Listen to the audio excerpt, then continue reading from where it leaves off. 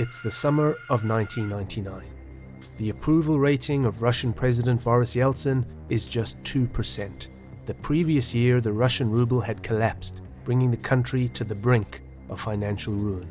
The deeply unpopular government is mired in corruption and cronyism. Yeltsin is about to resign, but there appears to be no way that his hand-picked successor could possibly win an election. Then in early September, a bomb explodes outside an apartment building near the Russian border with Chechnya. In the days that follow, 3 more bombs are detonated. Russia's tough new prime minister, a former KGB officer, blames the bombings on Chechens and warns that the Kremlin will not rest until the perpetrators are brought to justice. His name is Vladimir Putin. With the Russian public angry, scared, and distracted, Putin wins the presidency in a landslide victory. But just 8 months into his first term, another tragedy, the sinking of the Russian submarine Kursk, sets in motion a series of events that would allow Vladimir Putin to silence his enemies, consolidate power, and begin transforming Russia from a new and emerging democracy into a dictatorship, with Putin at the helm.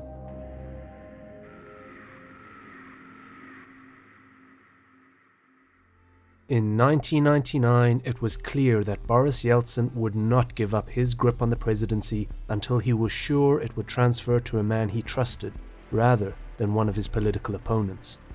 Yeltsin was committed to both democratic and free market reforms and feared the Communist Party would regain power and undo the reforms he had already put in place.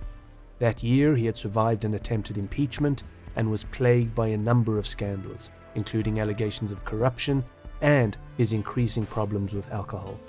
He also fired his popular Prime Minister Yevgeny Primakov, seemingly for his close ties to the Communist Party, and replaced him with a relatively unknown figure, the head of the Federal Security Service, Vladimir Putin, and declared him his successor. But the Russian public were unhappy with Yeltsin, and his plan for succession seemed doomed to fail. On the 4th of September 1999, a car bomb detonated outside a 5-story apartment building near the border with Chechnya. 64 people were killed and 133 were injured in the explosion. Almost immediately, the authorities blamed the explosions on Chechen rebels.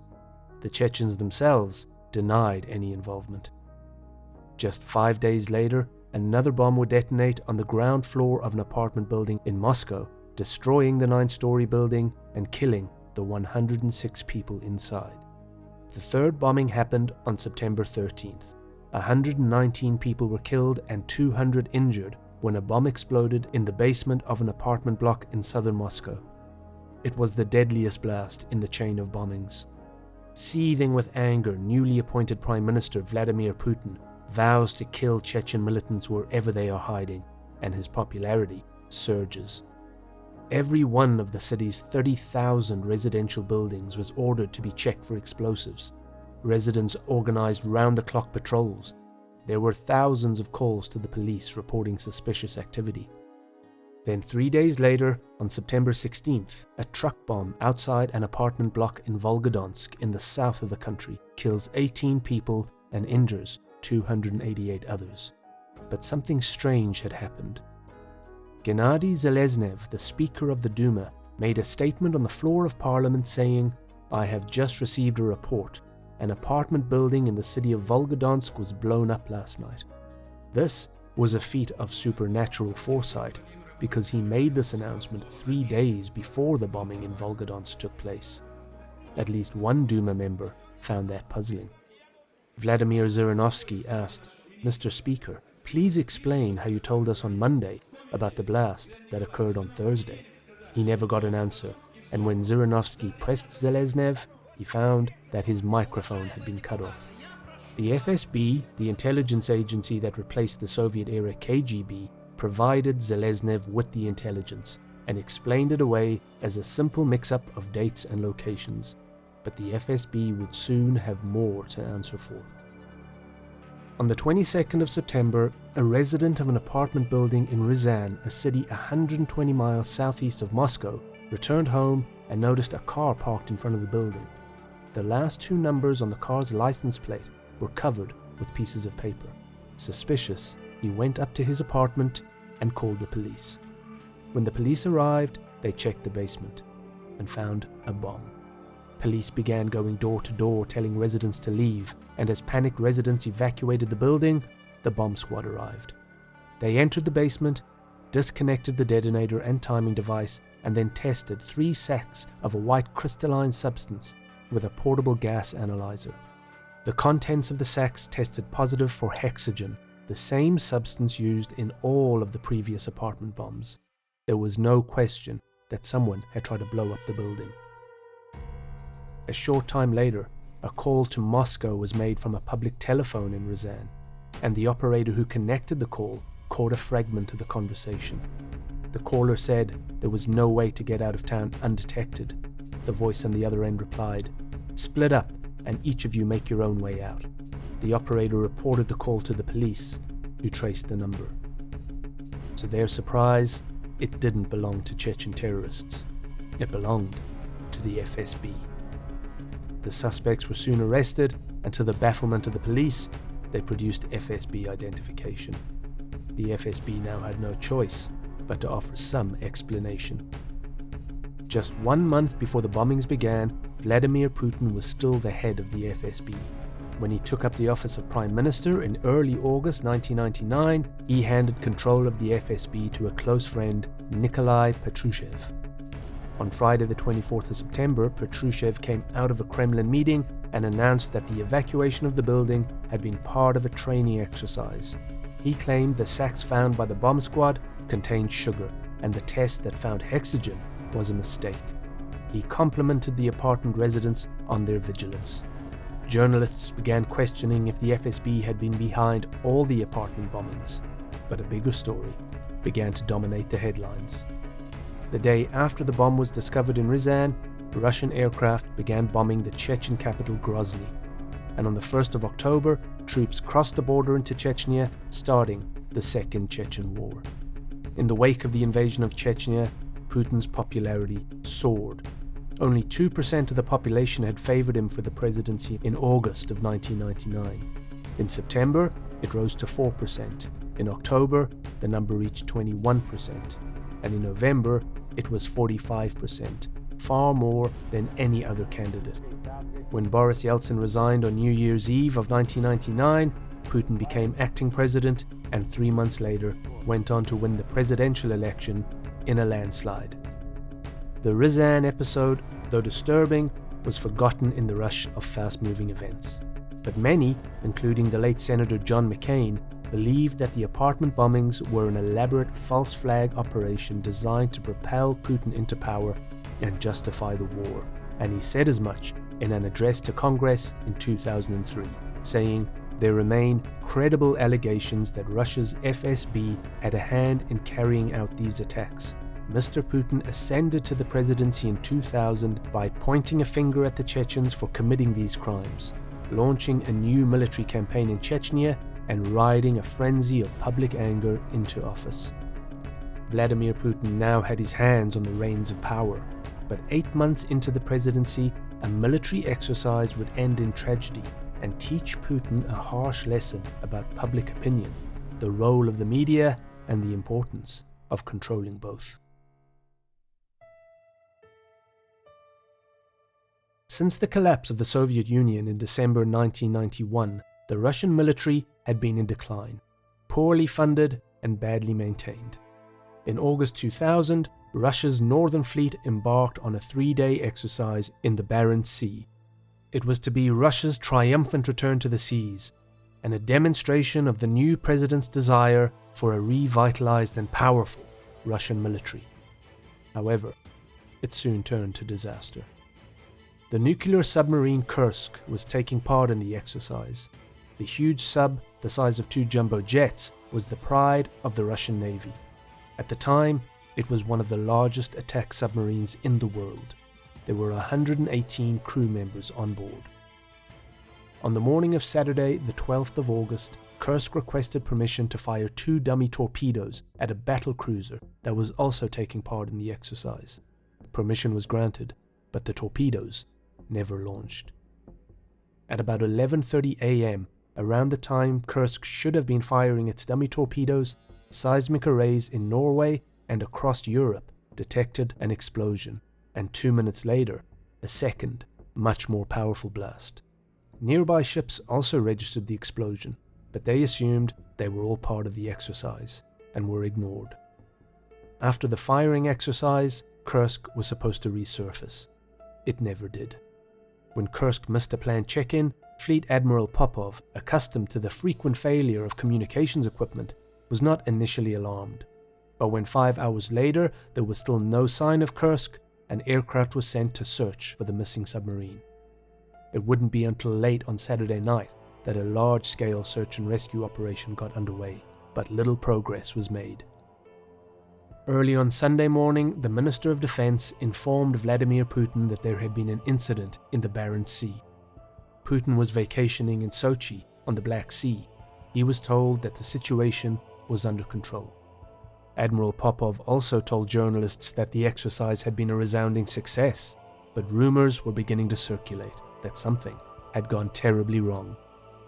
That same morning, a salvage vessel carrying 2 submersible rescue vehicles arrived at the site, and 24 hours later, on Monday the 14th of August, one of the submersibles located Kursk.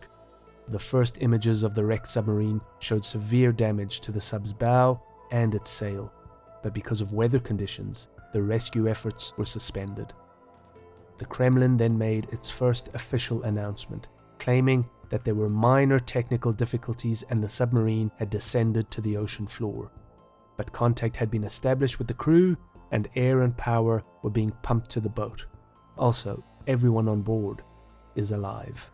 None of that was true. It was now nearly 48 hours since fleet commanders had lost contact with Kursk. US and British officials had also detected the explosions and assumed that there had been an accident. They offered help, but the Kremlin refused, choosing instead to continue with its own rescue efforts. But day after day, the rescue submersibles failed to access the stricken sub. All this time, pressure was mounting, and the media were particularly critical of Putin's response to the disaster, with one paper running a headline reading, "Whose honor is drowning in the Barents Sea?" Eventually, the mounting media pressure and the lack of results forced the Russian authorities to accept outside help. On Friday, the 18th of August, 6 teams of British and Norwegian divers arrived at the site, and on Monday the 21st, they accessed the sub. As many suspected, none of the 118 sailors on board had survived. The damage to the hull and the interior of the submarine began to tell a story of what had happened. When Kursk attempted to fire one of its dummy torpedoes, a damaged weld began leaking fuel and exploded. This was the first explosion that the seismographs detected. 2 minutes later, the resulting fire caused 5 to 7 other torpedo warheads to explode. They tore a large hole in the hull, collapsing bulkheads between the first 3 compartments and all the decks, and killing everyone still alive forward of the 6th compartment. 23 members of the crew, many of them badly injured, survived the initial blast and found their way to the rear of the submarine, where there was still a pocket of air. The senior ranking officer was Dmitry Kolesnikov, who wrote on a piece of paper, "It's 1:15 p.m. All personnel from Section 6, 7 and 8 have moved to Section 9. 23 people are here." He also wrote that the survivors refused to use the escape hatch for fear of succumbing to decompression sickness and decided to wait for rescue. Another note, made 2 hours later, was written in almost indecipherable handwriting and said, "It's dark here to write, but I'll try my best. It seems like there are no chances, 10 to 20%. Let's hope that at least someone will read this. Regards to everybody. No need to despair. Kolesnikov." When oxygen ran low, the survivors attempted to replace an oxygen cartridge, but it fell into the oily seawater and exploded on contact. The resulting fire killed several crew members and triggered a flash fire that consumed the remaining oxygen, suffocating the other survivors. On Monday the 21st of August, the Russian Navy officially announced that all 118 crew members were dead. Up to that point, the families of the dead sailors had to rely on the media to learn the truth about the fate of their loved ones. The media also broadcast details about the government's refusal to accept foreign assistance. The public anger was intense. It was a public relations disaster for the new president. On the 22nd of August, 10 days after the sinking, Putin appeared at a naval base to meet with the families of the sailors. By that time, the families of the crew were in a frenzy, furious about being lied to for so long. They shouted questions like, "Why have you murdered our boys?" One of the mothers was particularly persistent. She accused Putin and the naval command of lying to the families and even shouted at them, "Better shoot yourselves now. We won't let you live, you bastards." In an incredible moment captured on camera, a nurse appears behind her and forcibly injects her with a sedative. It was an insight to how the new president, a former KGB official, would deal with dissent. Putin resolved to never be in a situation like that ever again, and he identified the problem: the media. He was quoted as saying, "There are people on television today who over the last 10 years destroyed the very army and fleet where people are dying now. They stole money, they bought the media, and they are manipulating public opinion." They were the oligarchs. When the Soviet Union collapsed, Boris Yeltsin favored a rapid transition to capitalism. That entailed transforming a nation whose entire economy consisted of state-controlled industries into private enterprises, and he chose a method called voucher privatization. 148 million vouchers were issued to Russian citizens. These vouchers could be freely sold or traded, and they could be used to buy shares of state enterprises at auctions around the country. By 1994, consumer prices in Russia had skyrocketed to almost 2,000 times what they had been in 1990. This hyperinflation devastated ordinary Russians. The people who would soon become Russia's first class of oligarchs were wealthy by Russian standards, not yet super rich, but rich enough to scour the nation and buy as many vouchers as they could. Average Russians, struggling in the face of hyperinflation, were often eager to sell. The oligarchs used their amassed vouchers to cheaply buy controlling stakes in some of Russia's biggest companies. Soon, oligarchs controlled entire sectors of the economy, including the media. Two oligarchs in particular, Vladimir Gzinsky and Boris Berezovsky, deployed their television stations and newspapers to turn Putin from an unknown figure into a household name in 1999, when he took a hard line on the Chechen separatists. But once in power, they were more critical of his leadership, and after the Kursk disaster, the criticism was at fever pitch. Vladimir Kaczynski ran a conglomerate called Media Most. One of his most valuable assets was a TV network called NTV, and one of its most popular programs was called Kukli, a satirical puppet show that often mocked the new president. NTV also launched an in-depth investigation of the 1999 apartment bombings, specifically investigating the possibility that the FSB was responsible for staging the explosions in an effort to influence the upcoming presidential election. Kaczynski became one of Putin's first targets. Armed agents in camouflage and ski masks raided NTV's offices. The government alleged Kaczynski stole $10 million in a privatization deal. Kaczynski was jailed in Butyrka prison, a prison infamous for the inhumane treatment of inmates. The price of his freedom was selling his Media Most empire to Gazprom, the state-owned energy corporation, at a price set by Gazprom. Kaczynski then fled the country. The news reports that told Russians difficult and sometimes horrible truths about the apartment bombings, the Chechen wars, and the Kursk submarine disaster were gone. Russia's main independent news organization was dead. Many of NTV's best journalists moved to TV6, where they continued their mission for a smaller but still loyal television audience. TV6 was owned by oligarch Boris Berezovsky. TV6 attacked Putin for the way he handled the Kursk submarine disaster, and Putin retaliated by staging a takeover. 2 years later, TV6 Russia's last independently owned national television network, was shut down. Berezovsky fled Russia for London, a haven for Russian exiles. He continued to be critical of Vladimir Putin until his death in 2013. On the 23rd of March 2013, Berezovsky was found dead at his home in England. His body was found by a bodyguard in a locked bathroom.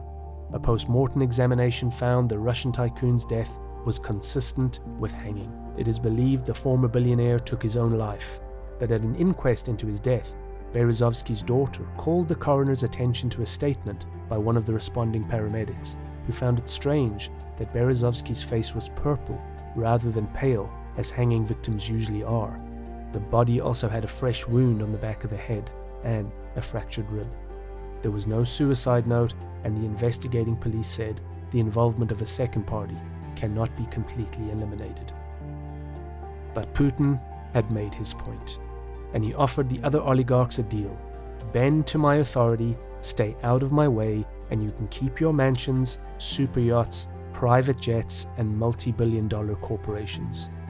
In the coming years, the oligarchs who reneged on this deal and undermined Putin were thrown into Siberian prisons or forced into exile. Others died in suspicious circumstances. The loyalists who remained got filthy rich during Putin's long reign. They became like a cash machine for the president and his allies, and helped facilitate Putin's consolidation of power. A recent White House statement said of the oligarchs, "These individuals have enriched themselves at the expense of the Russian people, and some have elevated their family members into high-ranking positions.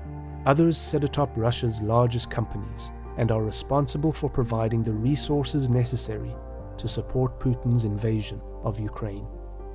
Looking back at the rise of Vladimir Putin, the 1999 apartment bombings, the resulting Second Chechen War, and the Kursk disaster were vital lessons for the new president, and what he learned during that 12-month period shaped the man we know today.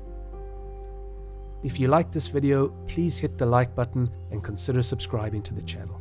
If you'd like to see more content about the complex history of Russia, let me know in the comments, and if you're looking for more Soviet submarine content, here's a link to a video about a secret Cold War operation to recover a missing Russian submarine. Thanks for watching.